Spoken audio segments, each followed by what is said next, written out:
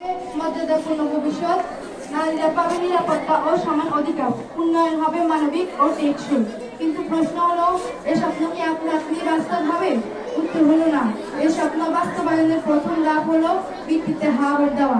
কারণ হা ভোট মানে সংস্কারের পক্ষে দাঁড়ানো, অন্যায়ের বিরুদ্ধে রুখে দাঁড়ানো, পুরনো ব্যর্থতার চক্রকে ভেঙে সামনে এগিয়ে যাওয়া, ভয়কে জয় করা, উদাসীনতাকে প্রত্যাখ্যান করা, তরুণদের সুযোগ দেওয়া, ভবিষ্যৎ প্রজন্মের কাছে দায়বদ্ধ থাকা একটি আধুনিক ও উন্নয়ন বাংলাদেশ, যেখানে আইনের মধ্যে কেউ থাকবে না। মেয়েটা হবে পরিচয়ের আসল মাপকাঠি, রাষ্ট্র হবে জনগণের সেবক, শাসক নয়। আর আজ যদি আমরা পিছিয়ে যাই, তাহলে ইতিহাস আমাদের কোনোদিন ক্ষমা করবে না। চলুন আমরা যদি সাহস করে সামনে এগিয়ে যাই, দ্য হিস্টোরি উইল রিমেম্বার আজ the generation who rebuild Bangladesh. চলুন ভয়কে নয় আশাকে বেছে নিই, নীরবতাকে নয় কণ্ঠকে বেছে নিই, পুরনো ব্যর্থতাকে নয় নতুন সম্ভাবনাকে বেছে নিই।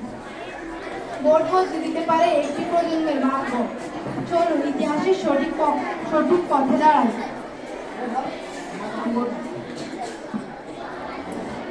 আশা নেয় ও পরিবর্তনের পক্ষে ভোট দিই। জুলাই সনদ বাস্তবায়নের পক্ষে দৃঢ় কণ্ঠে বলি। জুলাই সনদ বাস্তবায়নে হা বলি, নতুন বাংলাদেশ গড়তে হা বলি, পরিবর্তনের পক্ষে হা বলি। Yes for reform, yes for justice, yes for a new Bangladesh. জয় হোক জনগণের, জয় হোক বাংলাদেশের। সবশেষে জুলাই আন্দোলন শুধু একটি রাজনৈতিক চক্র নয়, এটি একটি জাতির ভবিষ্যৎ নির্ধারণের মাইলফলকও হতে পারে। এই সনদ বাস্তবায়ন এবং হা ভোটের মাধ্যমে আমরা একটি সুন্দর উন্নত বাংলাদেশ গড়তে সক্ষম হব।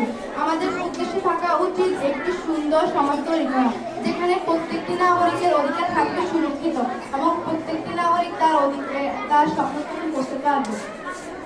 তাই চলুন আমরা হা ভোটের মাধ্যমে নতুন বাংলাদেশের পক্ষে দৃঢ় পদক্ষেপ তুলি। এই বলে আমি আমার বক্তব্য এখানে শেষ করলাম। আসসালামু আলাইকুম ওয়া রাহমাতুল্লাহি ওয়া বারাকাতুহু।